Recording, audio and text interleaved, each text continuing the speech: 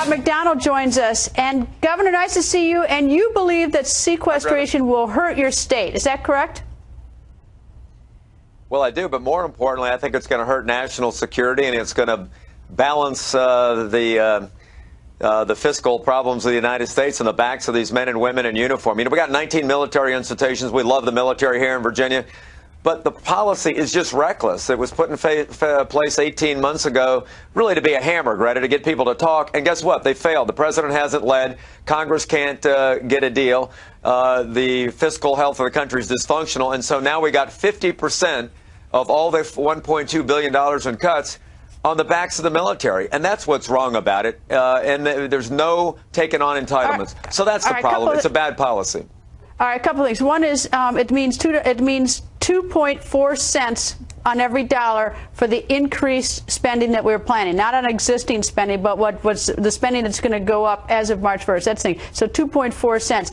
The second thing is that there's something fundamentally wrong where the people who make these decisions make these incompetent decisions if they think that sequestration is really a bad idea. They're the ones that make it. They're not the ones that are going to pay the piper on this. That's the really unfortunate thing. There's just like no sort of recourse. If the president and Jack Lew came up with a really dumb idea and the Republicans thought, gee, that's a really good idea, we're going to join your really dumb idea, and now everyone else is supposed to suffer, go figure.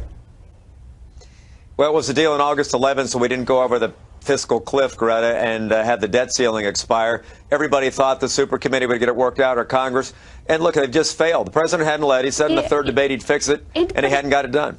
But Governor, yeah, it failed in November of 2011. So what did everybody do between 20 and 11 and now? Nothing. The president played golf. The Congress went on recess. Everyone took his merry time. But, you know, the people who were going to pay the piper on this, they went to work. But there was nothing to stop any of them after the super committee failed in November of 2011 to actually get down to work. Instead, they didn't. And we're sad is that we paid them while they all campaigned to get their jobs back. You're exactly right. And look, it takes leadership, and it starts at the top. The president's the commander-in-chief. His own Secretary of Defense says these cuts will be devastating the United States military and national security.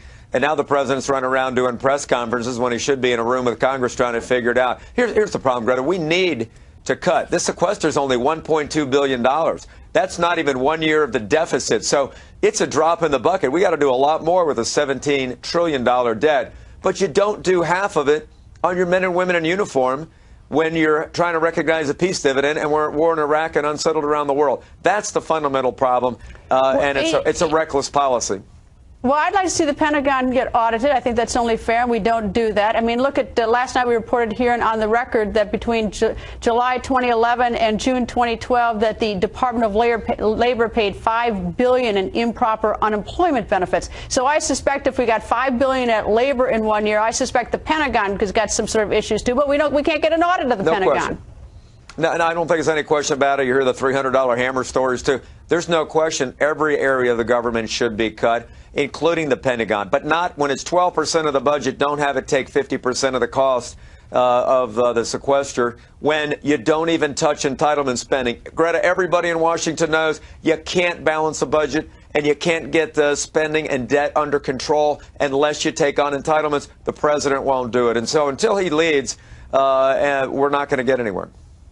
Well, it's going to be interesting to see what happens a week from now, Governor. As always, nice to see you, sir.